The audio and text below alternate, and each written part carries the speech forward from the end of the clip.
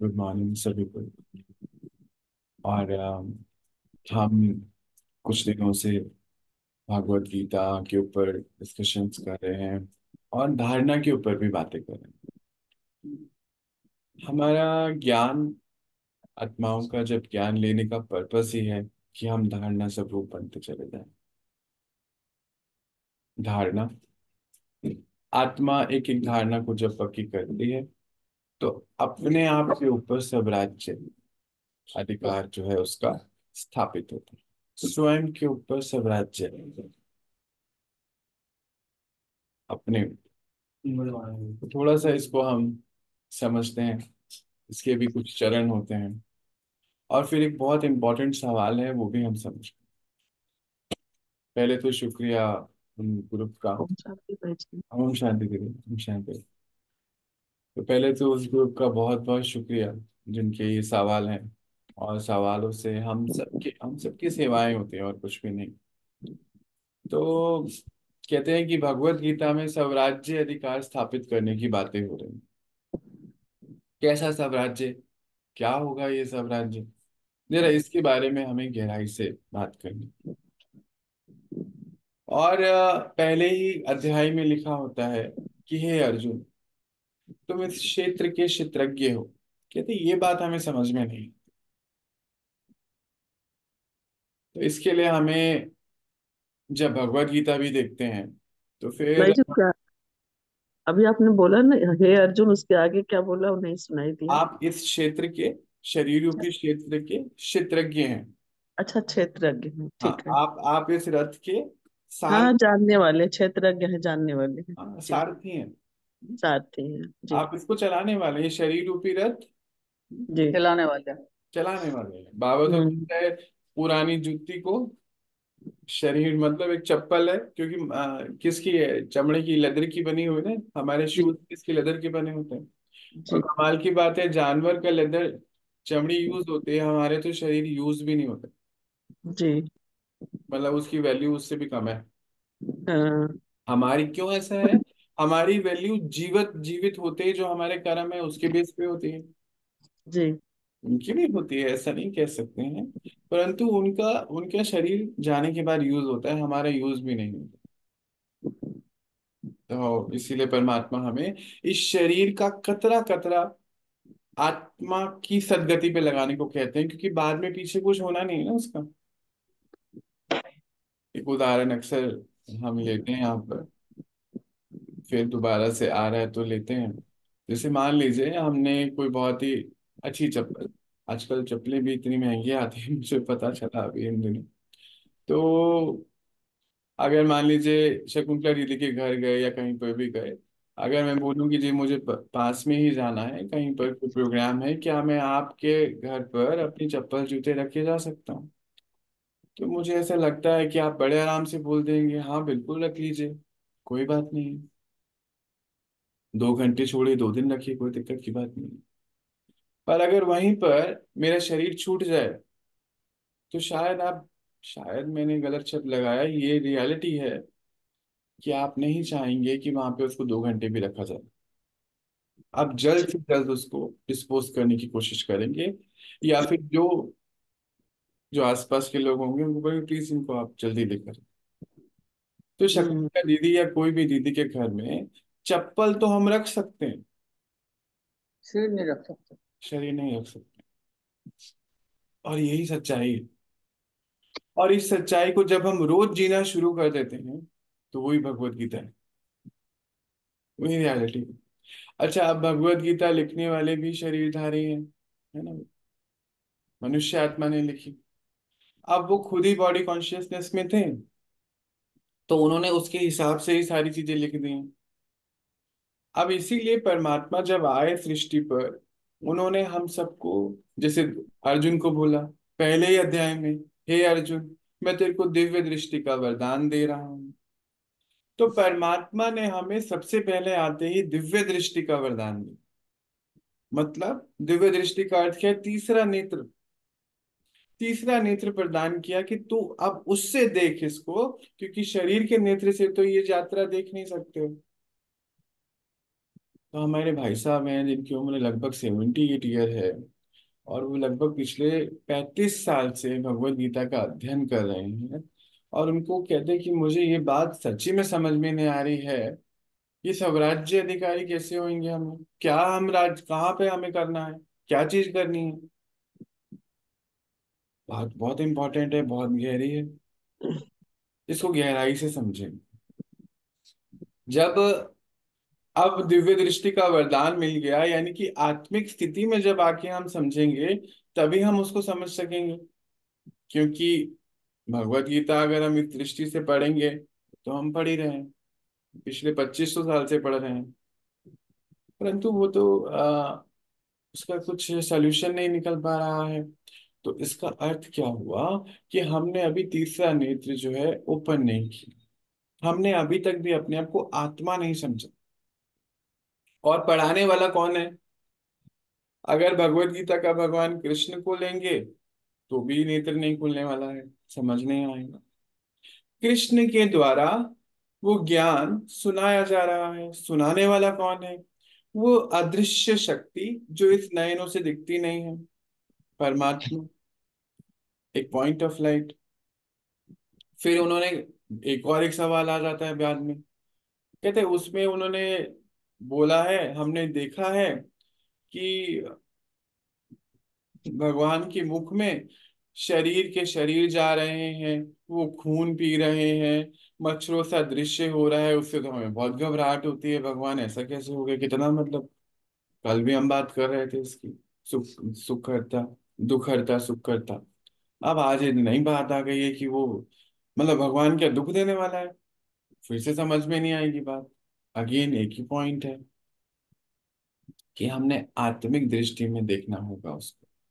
क्योंकि शरीरधारी ने वो भगवत गीता लिखी है, शरीरों के लिखी है, तो इसलिए उसको शरीर का चित्रण बनाना पड़ा, भगवान का कोई शरीर नहीं। और फिर वो ऐसे कैसा परम पिता जो ऐसे खा लेगा? ऊपर दिखाया गया है ना, कहते ऊपर दिखाया गया, ऊपर तो शरीर लेके जा नहीं सकता। यानी कि उन्होंने ये बताना चाहा कि तुम्हारे गलत कर्मों की सजा धर्मराजपुरी में तुमको मैं दिलाता हूँ, वो देनी लेनी ही पड़ेगी हर आत्मा को। वो तो सूक्ष्म शरीर की सजाएं हैं, सूक्ष्म शरीर में तो हड्डी मांस होता नहीं है।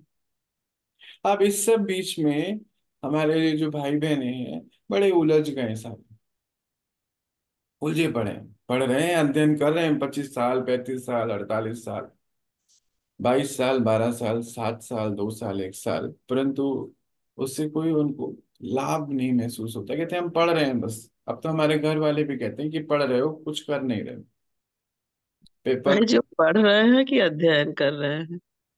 अध्ययन अध्ययन अध्ययन का सेंस होता है कि हम कुछ उसके निष्कर्ष पर निकलना चाहते हैं। नहीं निकलेगा ना निष्कर्ष दीदी। एक मोटे मोटे नावल नहीं, उनकी चाहत ही नहीं रही ना। अगर चाहत होती तो केवल पढ़ने से थोड़ा ही होता है। नहीं, ये हम नहीं कह सकते दीदी, चाहत नहीं है, क्योंकि चाहत तो है, तो तभी तो ये बात मुलाकात हो गई। पढ़ने का मैं भी भक्ति में बहुत तो नहीं की, पर भक्ति में हनुमान चालीसा अगर पढ़ा तो बस उसका यही लक्ष्य था कि 11 बार पढ़ लो, 5 बार पढ़ लो, 2 बार पढ़ लो, बस पढ़ लो। मे भी ये हो सकता है, समझना कुछ भी नहीं था। मे भी ये तो हो सकता है, नहीं मुझे होगा। मुझे यही लगता है कि ज्यादातर लोग बस यही करते हैं, इसको पढ़ेंगे तो कल्याण होगा। उसमें से कुछ समझना, कुछ करना नहीं है उनको। एक बार लोगों से पूछ के देखिएगा नहीं कि हम आपका लक्ष्य ना क्या है। आपको एक चीज को ना आज फुल जी। स्टॉप लगाना है, जज जी ठीक। करने का संस्कार, ठीक है भाई जी। है ना, ये एंड होना चाहिए दीदी आज। हर आत्मा का रोल अलग है दीदी, समय भी अलग है ना, हमें किसी को जज नहीं करना। उन्होंने कहा हम पढ़ रहे हैं, हमें समाधान नहीं मिल रहा है, हमें इसको ऐसे ही लेना है, वही उनकी मन की स्थिति है, उन्होंने अपने दिल का हाल खोला है ना। भाग्य है हमारा कि वो अपने दिल का हाल पूर्वजों से तो खोलेंगे। अगर पूर्वज ही जज करने लगेंगे तो फिर बच्चे तो नहीं बता पाएंगे ना।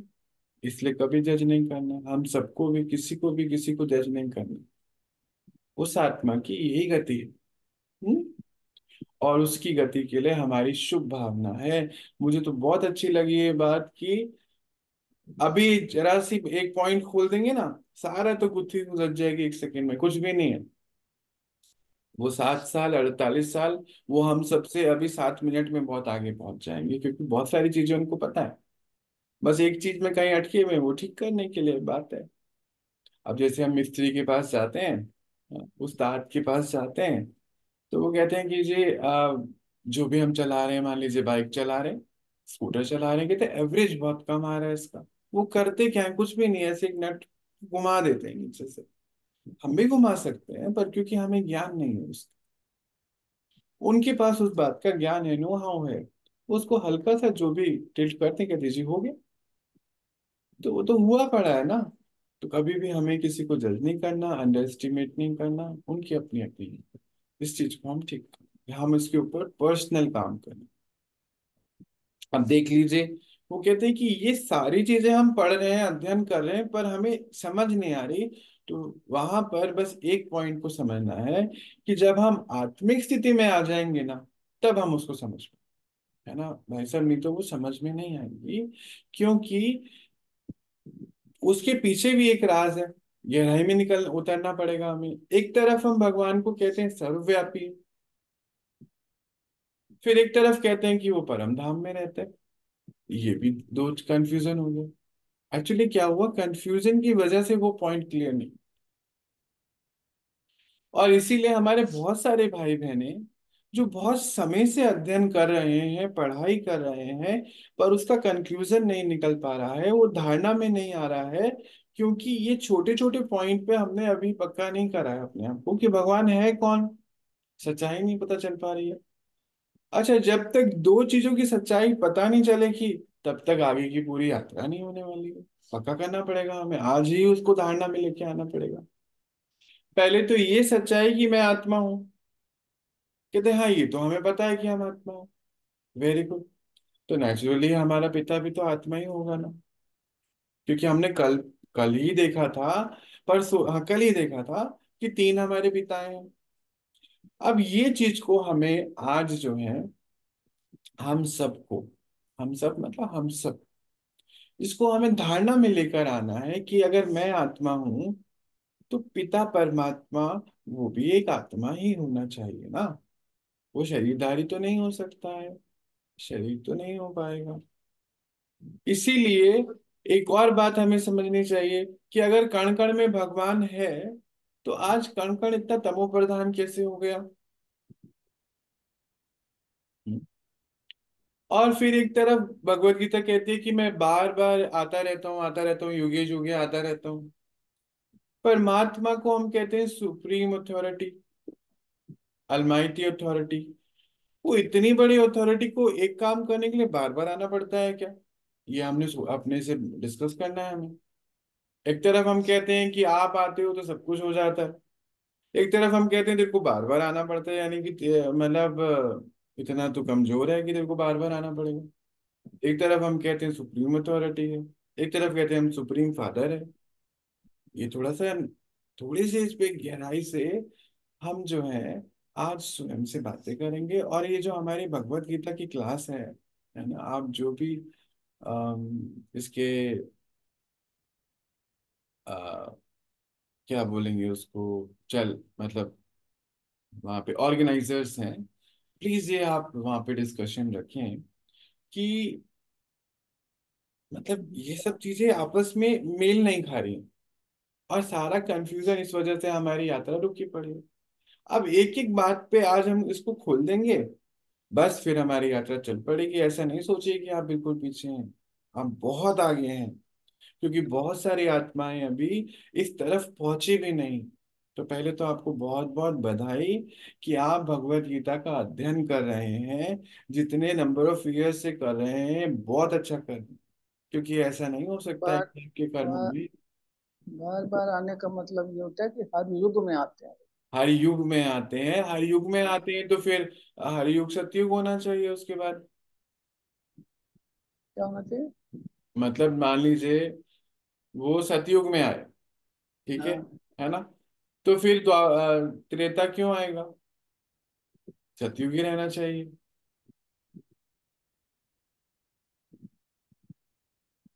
पर पॉइंट आ जाता है बड़ा। वो कहते हैं जब धर्म की हानि होती है तब मैं आती हूँ। हाँ, ये बहुत सुंदर बात बोली। अब एक तरफ बोल रहे हैं बार बार आते हैं, एक तरफ बोलते हैं धर्म की हानि होती है तब मैं आता हूँ। आते हैं। तो फिर दोनों बातें मैच नहीं हो रही, फिर हम फंस जाते हैं। चलिए, तो आज हम जो है इन छोटे छोटे पॉइंट है, बिल्कुल अपने को वैसे नहीं करना है। पर हमें क्या करना है, जब हम जिस चीज को सुनते हैं ना इस कानों के द्वारा, और क्योंकि 25 साल से हम भक्ति मार्ग, 2500 साल, सॉरी 25 नहीं, 2500 साल, है ना हमारे भाई बहने, हम सोचते हैं हम 5 साल, 10 साल, 25 साल, नहीं, 2500 साल से हम ये किताबें पढ़ते आ रहे हैं। तो ये यहाँ छपी हुई है ना, अब ये छपी हुई है, उसको डिलीट करना पड़ेगा। नहीं तो फिर यात्रा में हम अपने संशय लाने की वजह से हम आगे नहीं बढ़ पाएंगे। हम्म, तो भैया, हाँ जी, हाँ जी, हाँ एक जी, बात पूछनी थी। जी। क्या गीता में कहीं है, मैं नहीं जानती, मैंने पढ़ी है लेकिन मेरे कहीं भी मन अंदर नहीं है वो, कि क्या गीता में ये है कि पहले सतयुग था? हाँ दीदी, था, वो बोला है उन्होंने। और ये भी बोला इसके बाद आने वाला है युद्ध के, हाँ, महाभारत के आने वाला का तो मैं युद्ध बहुत के सुन आएगा। रही हूँ, सभी तरफ से कानों में पड़ रहा है, आंखों में आ रहा है। लेकिन ये मुझे नहीं है कंफर्म कि उन्होंने भी कहा है कि ये 4 युग होते हैं और सतयुग भी था इस सृष्टि पर। और 5वें युग के बारे में भी बात वर्णन हुआ है दीदी। अच्छा। हाँ, वर्णन हुआ है। ओके, बढ़िया। तब ये- तब तो ठीक है फिर, क्योंकि सतयुग और ये आ रहा है तब हम उन्हें क्लियर कर सकते हैं। बहुत से लोग तो अभी भी मेरे आसपास कहते हैं कि कौन जानता है कि सतयुग था या नहीं था, सतयुग किसे कहते हैं, सब लोगों ने अपनी बहुत कहानी बनाई क्लियरली है। बताती है, बहुत क्लियरली बताती है, उन्होंने लिखा हुआ है परिस्थान था, परियों का स्थान था, जी, स्वर्ग ये था, तो सुना है, युग हाँ। था, सब उन्होंने हम्म। लिखा। सत्युग हम्म। त्रेता युग मिला के स्वर्ग था, सृष्टि का दिन था, सब यहाँ पे हम्म। दैवीय संपदाएं थी, सब उन्होंने लिखा हुआ है दीदी, उसमें सब चीजें हैं। भैया, मतलब फिर भी ये कहते हैं कि दैवी संप्रदाय होने के बाद भी जहाँ कंस भी थे, जरासंध भी थे, और जितने भी ये सब नाम है ये सब भी थे कहते हैं। वो मैच नहीं हो पाया ना उनसे। हाँ, वही तो। मतलब एक्चुअली क्या था, मनुष्य आत्मा ने शास्त्र लिखे। अब उस हम्म। समय मनुष्य आत्मा की जितनी भी स्मृति थी उस हम्म। स्मृति के हिसाब से लिखे। ये लिखे तो अभी के हिसाब से गए हैं ना, ये तो हम सबके ऊपर लिखे गए हैं शास्त्र। देखो, इस समय हमारे पास राम भी है और रावण भी तो है ना। जी। जब हम विकार में आ जाते हैं तो रावण आ जाता है। और इस समय आप सब क्लास में बैठे हो तो राम आया हुआ है ना। हम्म। हमारे अंदर राम, मतलब हमें उस परमात्मा की स्मृति, हम उससे सुरती लगी हुई है ना हमारी, हमारा कनेक्शन हुआ हुआ है ना उसके साथ, तो राम आया ये हुआ है।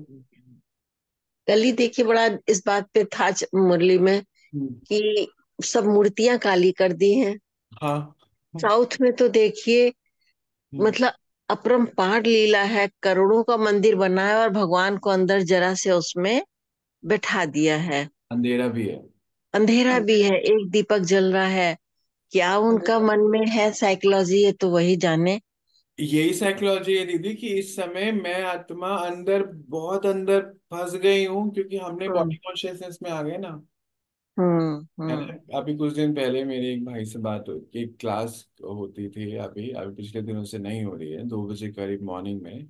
अमेरिका के कुछ भाई बहने थे, वो एक शब्द बोलते हैं, I am so and so and having a soul. I am, मैं सौरभ हम्म। हूँ, मेरी एक हम्म। आत्मा है।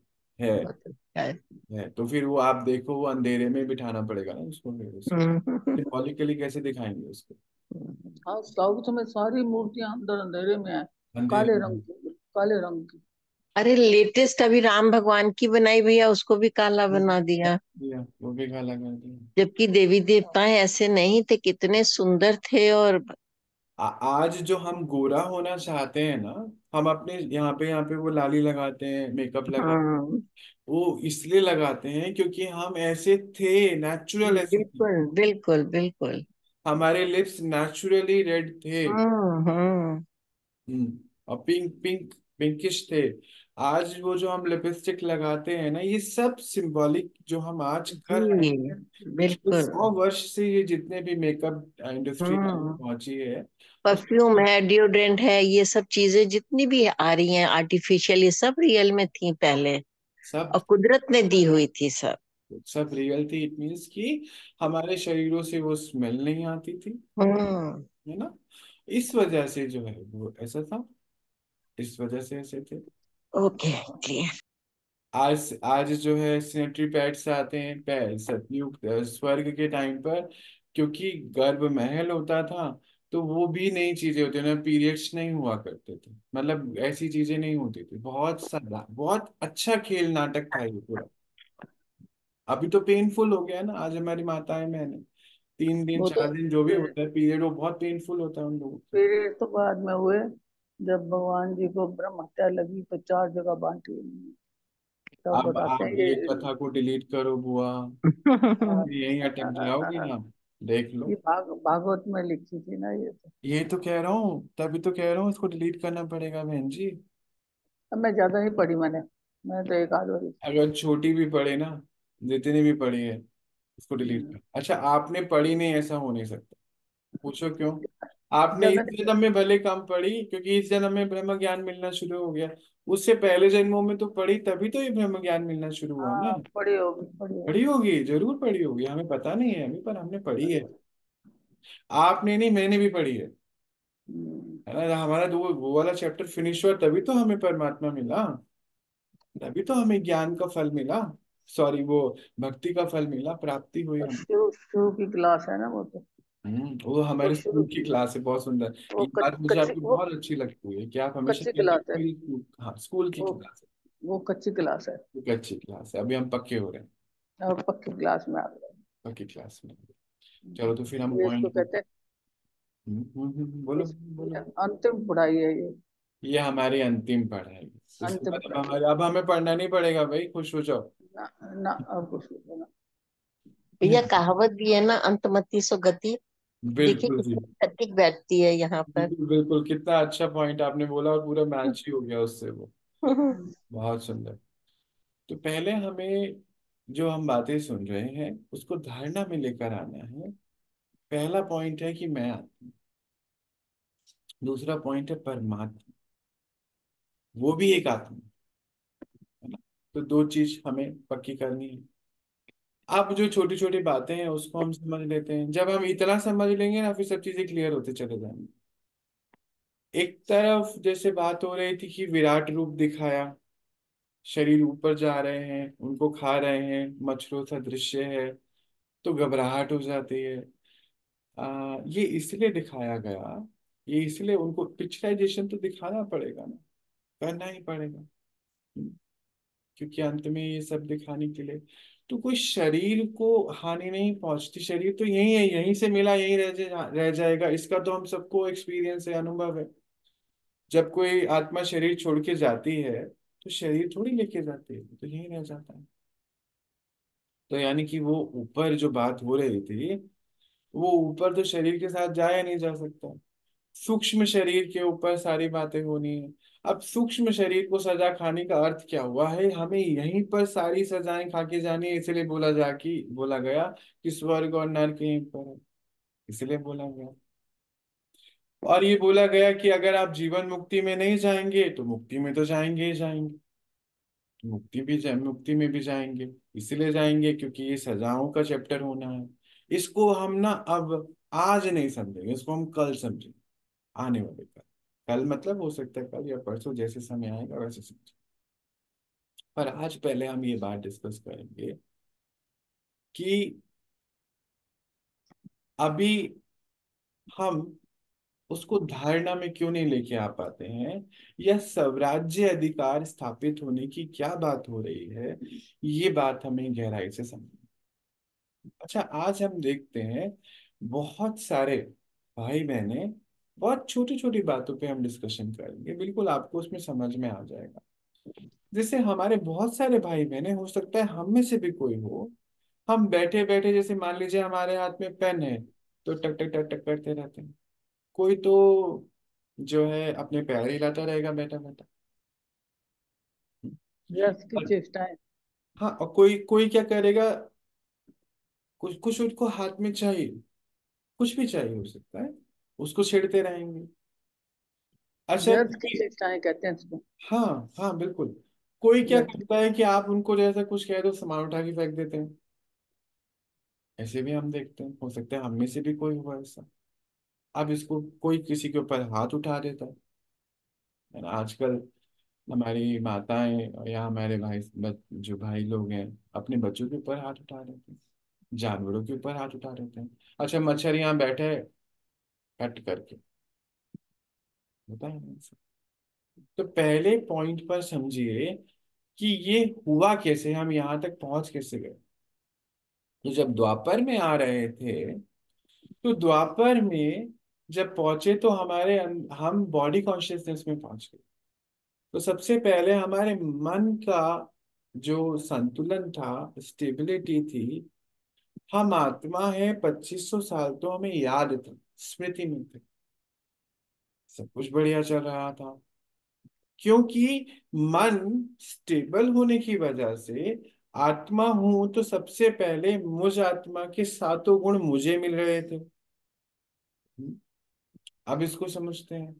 मैं आत्मा बीज हूं, और ये पूरा शरीर जो है विस्तार है, ये वृक्ष है। सबसे पहले मुझको इस वृक्ष के द्वारा, पहले मुझे ही आत्मा पोषण दे रही थी, और फिर इस वृक्ष के द्वारा औरों को फल दे रही थी। वृक्ष से क्या मिलता है? फल मिलते हैं, पत्ते मिलते हैं, छाया मिलती है, ऑक्सीजन मिलती है। तो देवी देवता का अर्थ है, हम इस वृक्ष रूपी शरीर के द्वारा, इस क्षेत्र के द्वारा दे रहे थे, फल दे रहे थे, यानी कि शुभ भावना शुभकामनाएं दे रहे थे, प्रेम दे रहे थे, सुख दे रहे थे, ज्ञान दे रहे थे, शांति दे रहे थे। इस बीज से ये सब फ्लो हो रहा है। अब जैसे ही हमने बॉडी कॉन्शियसनेस में आ गए, ये स्मृति से विस्मृति में आ गए कि हम आत्मा है, तो सबसे पहले तो हमारा अपना ही रुक गया ना। हमारा अपना रुक गया।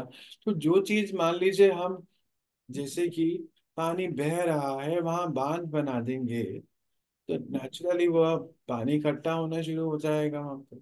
अब इकट्ठा होना शुरू हो जाएगा तो कुछ तो उसके अंदर होगा। हम ये सब जानते हैं, ठहरा हुआ पानी कैसे हो जाता है। तो जब ठहरा हुआ पानी ऐसा हो गया, तो हमारा हम ठहर गए अंदर, तो हमारे मन में खिटपिट होनी शुरू हो गई। अब मन में खिटपिट होनी शुरू हो गई, यानी कि पहला हमारा कंट्रोल हमारे मन के ऊपर से चले। ये कंट्रोल, कंट्रोल शब्द गलत है। साथीपन हमारा, मैं और मेरा मन जो साथी थे, मित्र थे, हमारा मित्रता का भाव खत्म हो गया। ये मीठा कंट्रोल है। एक कंट्रोल होता है कि नहीं तुमको मेरा काम करना। ये कंट्रोल तो हम अपने बच्चों से भी नहीं आज कर सकते। आप खुद ही इसके अनुभवी हैं। क्या हम किसी के साथ कंट्रोल से कुछ करा सकते हैं? बिल्कुल भी नहीं, असंभव है। थोड़े दिन कोई कर लेगा, उसके बाद नहीं कर पाए। हम अपने घर के जानवरों को भी कंट्रोल नहीं कर सकते हैं। सिर्फ मोबाइल और टीवी की बात अलग है, बाकी मनुष्यों को, जानवर आत्माओं को कंट्रोल नहीं किया जा सकता। तो फिर ये तो मन की बात हो रही है। ये एक मीठा कंट्रोल है। मीठा कंट्रोल मतलब जहाँ हक होता है, जैसे कि मेरा, और इधर मान लीजिए शकुंतला दीदी है, मंजू दीदी है, वो हक है कि नहीं ऐसे नहीं करना। ये मीठा हक है। तो ऐसा हमारे मन के ऊपर एक हक, जो हमारा मित्रता का संबंध था, वो समाप्त हो गया, क्योंकि हम आत्मा ये भूल गए कि मैं इस मन की भी मालिक हूँ। मीठा, आज का नहीं, कलयुग वाली बात नहीं। फिर धीरे धीरे मन के विचारों से वो विचार जो है हमारे शब्दों में आने शुरू हो गए, है ना। और फिर शब्दों से फिर हमारे कर्म में आने शुरू हो गए, इस कर्म इंद्रियों के द्वारा। आज आउट ऑफ कंट्रोल तीनों चीजें हो गई। इसीलिए याद करो, हमने कुछ दिन पहले बाबा ने हमें 3 प्रकार के तप बताए। पहला इस शरीर का तप था, फिर वाणी का तप था, फिर मन का तप था। ध्यान करो, ध्यान करो, ये बातें हो चुकी हैं। अब इस पॉइंट को और उस पॉइंट को, दोनों को जोड़ दो। यही है स्वराज्य अधिकार, अधिकारी स्थापित करना। जैसे अभी हम बात कर रहे थे, पेन का टिक टिक करना, पैरों का हिलाना, पता ही नहीं है, देख कहीं रहे, चल कहीं रहे। उनको यही नहीं मालूम कि मेरे क्षेत्र में मेरा हाथ कहाँ है, पैर कहाँ है। तो आज हम देखते हैं मेजॉरिटी लोग बैठे बैठे सो जाते हैं। उनको पूछो कि सो रहे थे, कहते नहीं नहीं मैं तो आंखें बंद करके सुन रहा था। अच्छा आप सो गए थे? नहीं नहीं, मैं तो रस ले रहा था, आंखें बंद करके सो रहा था। मतलब मेरे आंखों पर मेरा कोई कंट्रोल नहीं है। एक भाई साहब है, हम एक साइकोलॉजी के बहुत बड़े टीचर हैं, और उनसे मेरी बात हो रही थी। तो वो कह रहे थे, कहते हमारे क्लास में जो मेजोरिटी लोग आते हैं, कहते मेरी आंख लग गई। कहते मैं उनसे एक सवाल पूछता हूँ, आंख आपकी है कि पड़ोसी की है? आपके बिना कहे लगी कैसे? बात तो सही है बिल्कुल। लगी कैसे? आंख लग गई। कहते बड़े अजीबोगरीब बातें होती हैं, बहुत बहुत इसके अंदर बहुत गहराई है। कई बार हमारे भाई बहन बहुत पूछते हैं, हम योग में बैठते हैं, हम टांगे हिलाते रहते हैं। क्यों हिलाते रहते हैं? क्योंकि अभी मन पे भी कंट्रोल नहीं हुआ है। चैप्टर है ना ये, मन पे भी नहीं हुआ, जबान पे भी नहीं हुआ, शरीर पे भी नहीं हुआ। अब इन तीनों के ऊपर जब मैं आत्मा स्वराज्य अधिकारी बन जाती हूँ, उसको स्वराज्य अधिकारी कहते हैं। और फिर उसमें लिखा हुआ है अभी स्वराज्य अधिकारी जो बनेंगे वो कल के राज्य अधिकारी बनेंगे। तो कल कैसे हमने देखा? मेरे पास तो कुछ भी नहीं है। वो भैया कह रहे थे कहाँ का राजा? मेरे पास तो रंग हूं मैं तो। क्योंकि फिर हम शरीर के लेवल पे चेक कर रहे हैं, आत्मिक स्थिति में चेक कर हर चीज को, आत्मिक स्थिति। तब हम इसे सारे चैप्टर को समझ पाएंगे। तो क्या हुआ, ये तीन तप जो हैं वो ऐसे ही हैं। पहले हमारा हमारा स्वयं की कर्म इंद्रियों के ऊपर पूरा मैं आत्मा राज्य स्थापित कर, यानी कि इन कर्म इंद्रियां शीतल हो जाने की बात हुई थी 2 दिन पहले। यानी कि ये कर्म इंद्रियों तक ज्ञान पहुंच जाए। अभी हाथ के पास क्या ज्ञान हो सकता है? हाथ को थोड़ी अपनी बुद्धि है। नहीं, आत्मा अपनी बुद्धि, यानी कि आत्मा अपनी बुद्धि, मतलब बुद्धि भी आत्मा की है, यानी कि आत्मा बुद्धि की भी मालिक है, मन की भी मालिक है, संस्कारों की भी मालिक है। आज हम कहते नहीं हमारा हाथ उठ गया, हाथ उठ गया। क्या हाथ को पता है उठना है? इट मीन्स कि हाथ को ही पता चला है, हमें तो पता ही नहीं है। बैठे बैठे जो अभी बात हो रही थी, पैर का हिल जाना, बैठे बैठे सो जाना, बैठे बैठे आंख का लग जाना, बैठे बैठे कान लगे हुए हैं दो, हम वहीं बैठे हुए हैं, बात करें। आज देखो बच्चे, अभी एक सर्वे निकला है, कहते हैं जो यंग जनरेशन है ना, आप प्लीज आप लोगों को अगर पता हो तो बताना। कहते हैं यंग जनरेशन की आज मेमोरी पावर 8 सेकंड हो चुकी है, 8 second. 8 second, can you imagine 8 second क्या होता है? मेरी ये पूरी बात भी कंप्लीट नहीं हुई। मतलब इन कानों ने सुना और इसको पता ही नहीं है, भूल गए हम भूल गए। है ना आसपास ऐसी बीमारी भूलने की? इट मीन्स कि आत्मा ये यहाँ से स्वराज्य अधिकार हटा उसको है ही पता ही नहीं, खुद के ऊपर खुद का ही राज्य स्थापित नहीं है। यही बात भगवत गीता की है, यही कह रहे हैं। तो पहला पहला देखो 3 चैप्टर हैं, और 3 ऑर्डर में आए और ऑर्डर में ही ठीक होंगे। आत्मा का पहला चैप्टर मन, मन के ऊपर हमारी मित्रता खत्म, उसके बाद शब्दों से, उसके बाद परम इंद्रिय। तो ये ऐसे ऑर्डर में आई हैं। अब ऐसे ऑर्डर में वापस जाएंगे बैक, हम लोग रिवर्स जर्नी पर हैं, हम रिटर्न जर्नी पर। है ना, रिटर्न जर्नी में क्या होगा? बताना।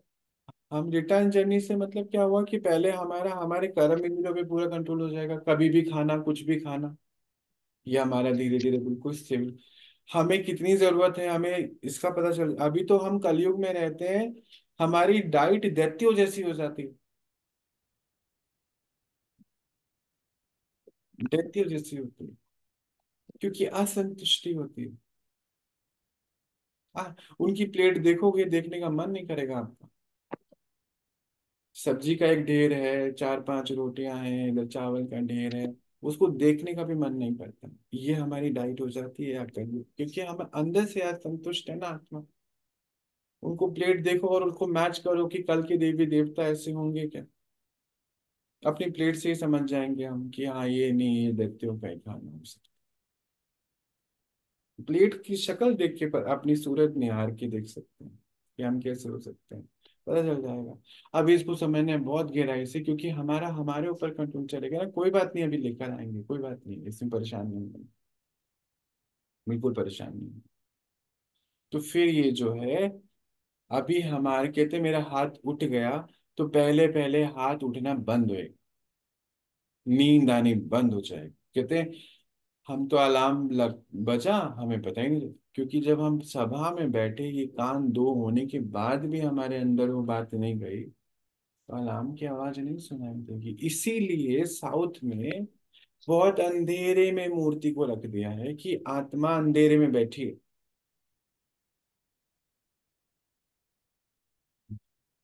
वहीं रहो। इसीलिए आज मेजोरिटी के हाँ अपने ऊपर कोई कंट्रोल नहीं है। आज सोने भी चाहते हैं तो सो नहीं पाते। और अभी एक भाई का मुझे फोन आया था, उनका बेटा मात्र शायद 18.5 साल का है, अब नहीं रहा। वो कार चलाते चलाते सो गए, बच्चा कार चलाते चलाते सो गया। इतना सीवियर एक्सीडेंट हुआ, 1 महीने हॉस्पिटलाइज रहा और बचा। क्यों? क्योंकि आज हमें आदत पड़ गई कि हम 3 बजे से पहले सोएंगे नहीं। एक फैशन स्टेटमेंट भी है यंग जनरेशन में, ये भी एक बात है। अच्छा उनसे पूछो आप क्या करते हैं 12 1 2 बजे तक, कहते कुछ नहीं, टाइम पास करते हैं। क्योंकि कोई प्रोडक्टिव काम तो होता नहीं है रात को। तो ये टाइम पास करते करते फिर टाइम हमें पास कर देता है। क्या हुआ, कहते नींद ही नहीं आती। अगर हमारे घर में भी ये सब हम देख रहे हैं, तो हमें कुछ ना कुछ उसके ऊपर कार्य करना चाहिए। क्योंकि पहले नींद 11 बजे नहीं आएगी, फिर 12 बजे भी नहीं आएगी, फिर धीरे धीरे 1 बजे वो कर्म इंद्रियों से सारा अंधेरे में पहुंचेगी आत्मा, सब अंधेरे में। और फिर आप सो नहीं सकते हैं। इसीलिए आज जो है, हम एक नया टर्म आया है, स्लीप डेप्थ पे जा रहे हैं। यही तो कारण है हमारे इरिटेशन, एंगर का, लड़ाइयों का। और कोई कारण कैसे बनेगा कारण? घर घर में कहते हैं कि महाभारत कैसे होनी है, ऐसे तो होनी है। ड्रामा एक्यूरेटली चल रहा है, कुछ भी नहीं होएगा, बहुत कुछ हो जाएगा।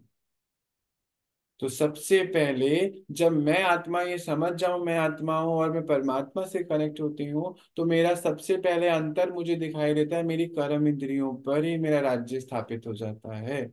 हमारा कभी भी बेवजह खा लेना, दैत्यों की तरह खाना, दैत्यों की तरह सोना, ये सब धीरे धीरे धीरे धीरे कंट्रोल में आ जाता खत्म है। हो हम जाएगा। सब ने ये करा है, आप सब अनुभवी हैं। फिर हमारे शब्दों के ऊपर भी हमारा पूरा नियंत्रण आ जाता है। आत्मा को यहाँ क्लैरिटी होती है, ये शब्द कहना है ये नहीं कहना, ऑटोमेटिक होता है। और फिर तीसरा चैप्टर है हमारा मन। यानी कि मन में जो चल रहा होता है वो हमारे शब्द और हमारे इस कर्म इंद्रियों के द्वारा प्रत्यक्ष हो रहा। कहते हैं ये चेहरा मन का दर्पण है। देवी देवताओं की निगाहें, आंखें बहुत सुंदर दिखाई देती, गहरी दिखाई देती, यानी कि सम दृष्टि दिखाई देती। वो जज नहीं करते कभी किसी को, उसके आगे पीछे को जानना नहीं चाहते हैं। सोचो हम मंदिर में ये मूर्ति लगी हुई है, और वो हमसे कह रहा है कि नहीं मेरा ना काम अच्छा बना देना, और बैठ के मूर्ति जज कर रही है, इसने 4 दिन से कुछ करा ही नहीं मेहनत,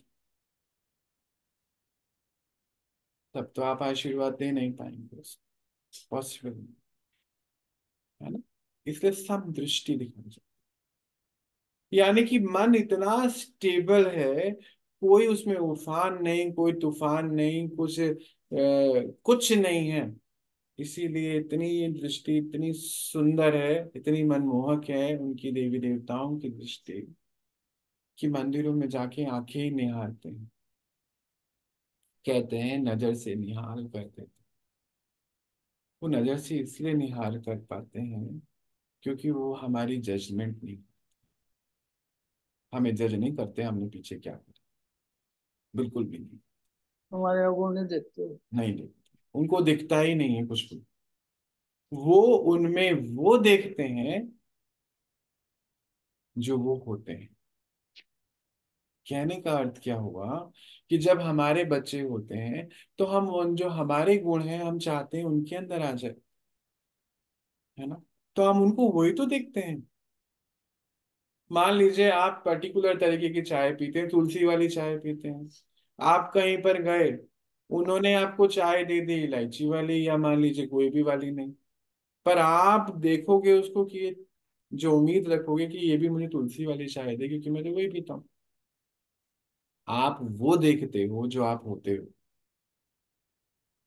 देवी देवताएं कभी वो नहीं देखते क्योंकि वो होते ही नहीं है, उनको पता ही नहीं है ना? उनको मालूम ही नहीं कि ये क्या होता है। जैसे मान लीजिए अभी हम एस्ट्रोनॉट की बात करें, स्पेस साइंटिस्ट की बात करें, अभी हमसे कोई पूछे ये रॉकेट क्या होता है, कहते नहीं हमें नहीं पता, हमें हमें इसकी अज्ञानता है, हमें ज्ञान नहीं है इसका, हमें मालूम नहीं, नहीं हमें हमारी ये फील्ड नहीं है समझ। तो बाबा हमें इतना प्योरीफाई करता है मन से, इतना प्योरीफाई करता है कि सम दृष्टि मतलब ना लड़का ना लड़की ना थर्ड जेंडर ना कुछ है ही नहीं ना अंदर, कुछ नहीं। इसीलिए ऐसे कोई उफान नहीं, कोई तूफान नहीं, स्टेबल। और इसीलिए आंखें भी स्टेबल, आंखों में भी वो समभाव, क्योंकि मन अंदर से, मन विचलित नहीं हो रहा है। मन ये नहीं जानना चाहता तुमने कल क्या करा, उसको हम डाइसेक्शन करके निकालेंगे फिर नहीं, ये सब चीजें, ये है मन की तपस्या, मन का तप।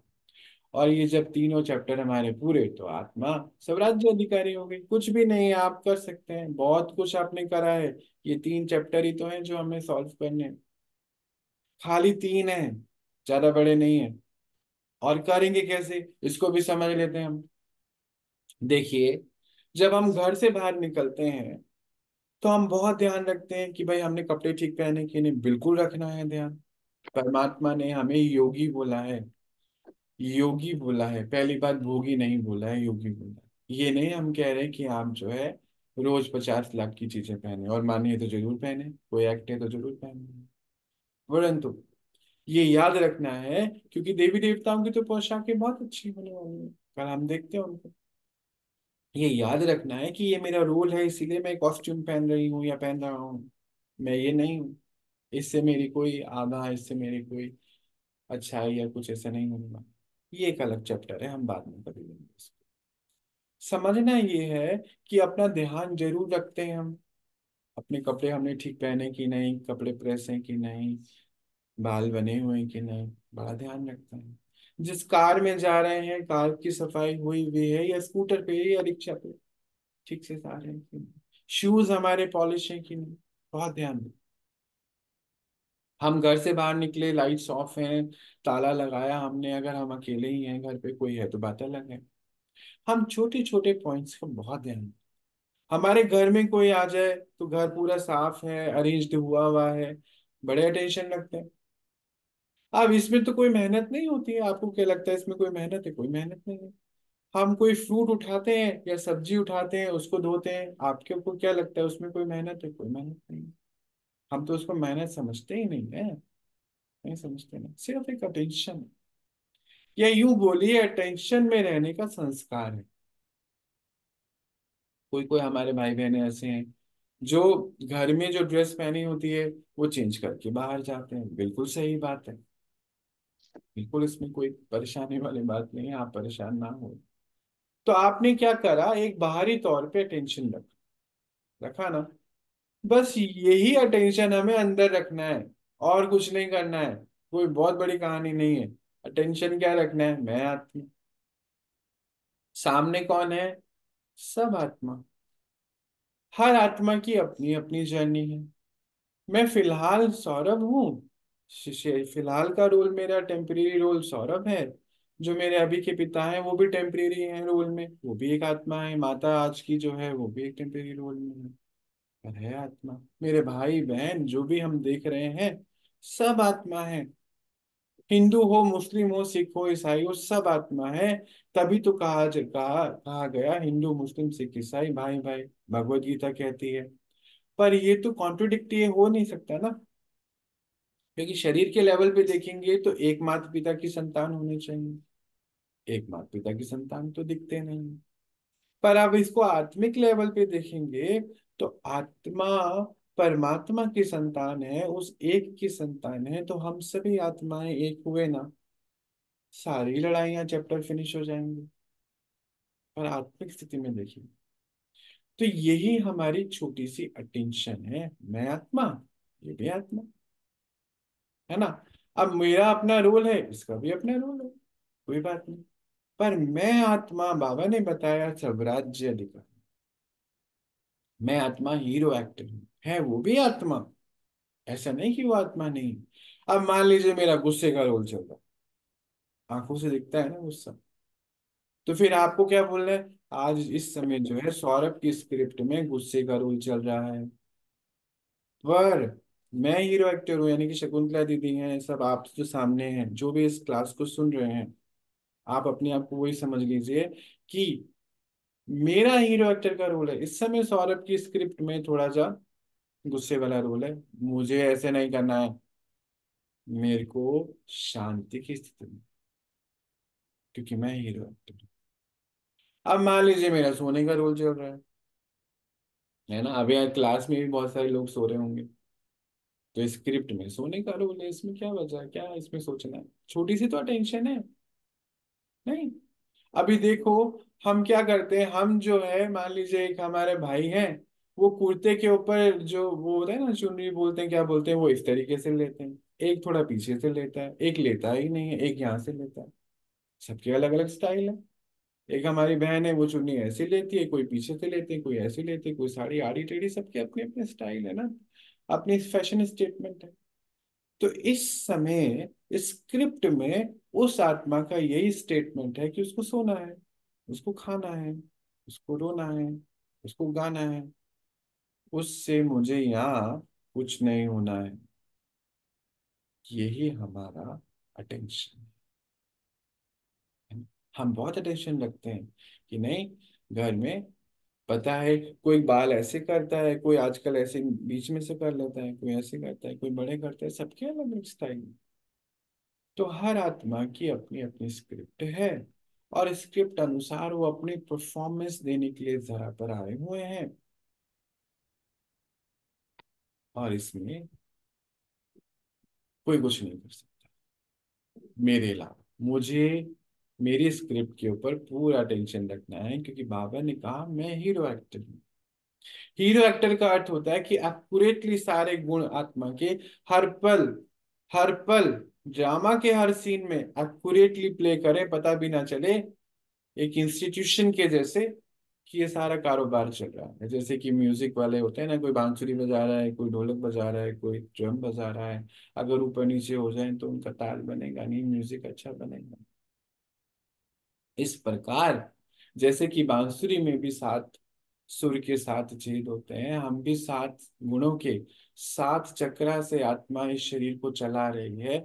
और बांसुरी में भी नीचे खाली होता है, ऊपर से खाली होता है, जिसको हम भी इतने खाली हो जाएं कि परमात्मा फूंक कर हमें चलाता चले जाए, तो ये कितना सुंदर गीत बन जाएगा। इसी को भगवत गीता में बताया गया है। और ऐसे ही आत्मा अपना ऊपर स्वराज्य अधिकारी स्वराज्य अधिकार स्थापित। तीन तप है, वो है शरीर का, शब्दों का, यानी कि वाणी का, और फिर ऐसे ही सब राज्य अधिकार होता है। सबसे पहले जो योगी आत्माएं होती हैं उनका ये भोग हमें दिखना शुरू होता है कि बंद हो गया, कभी भी खा लिया, कुछ भी कह दिया, कभी भी सो गए, कभी भी जाग गए, कुछ भी कर लिया। हम ऐसे नहीं चल सकते, इसको धारणा में लाना होगा आज। अटेंटिव, अलर्ट, जैसे घर से बाहर निकलते हुए होते हैं अलर्ट, अटेंटिव, ये हमें अंदर करना, बाहर तो हम करते ही आए हैं। देखो संस्कार तो वही है ना, जो हम बाहर करते आए हैं उसको मोड़ के अंदर करना है, सिंपल है, कुछ मुश्किल नहीं है, कर सकते हैं हम सभी, हो सकता। आज हमारा सवाल ये था कि स्वराज्य अधिकार क्या है और कैसे स्थापित होगा। तो आज हमने इतनी ही बातें करी, जो और दो सवाल हमने लिए थे उसको हम धीरे धीरे देखेंगे। बस एक ही पॉइंट पे हमें कनेक्शन रखना है अपना, कि मैं आत्मा, और इसको धारणा में लेकर, और भगवान भी आत्मा ही है, हम सब में से परम, मतलब गुणों के सागर हैं। इसीलिए उनको परम बोला गया, क्योंकि वो जन्म मरण के चक्रों में नहीं आते। अब एक सवाल तो बहुत इंपॉर्टेंट है, इसको छोटे रूप में आज ले लेते हैं, कि बताया गया है कि वो निर्गुण है। तो कई भाई बहने कहते हैं कि भगवान में कोई गुण ही नहीं है। नहीं, उसका ये अर्थ नहीं है, क्योंकि हमने थोड़े दिन पहले देखा था सतोगुण, रजोगुण, तमोगुण। अब वो इस तीनों गुणों में नहीं आता, इसलिए उसको निर्गुण बोला गया है। तो जो हम अभी इस पॉइंट को इस पॉइंट से जोड़ दीजिए, देवी देवताओं की आंखों में डूब जाने का मन इसलिए करता है क्योंकि देवी देवताएं निर्गुण हो जाते हैं। यानी कि वो, जो हम पहले बात कर रहे थे, बाबा बता रहे थे कि कभी हमारे अंदर तमो प्रधानता आ जाती है, कभी सतो प्रधानता आ जाती है, कभी रजो आ जाती है। हम इन सब से परे हो जाते हैं जब, तो हम जो है निर्गुण हो जाते हैं, परमात्मा समान अवस्था होती है। क्योंकि परमात्मा को इसीलिए निर्गुण कहा जाता है। ये एक चैप्टर है, इसको हम फिर लेंगे विस्तार। आज हम इतना ही लेते हैं। शांति से। ओम शांति।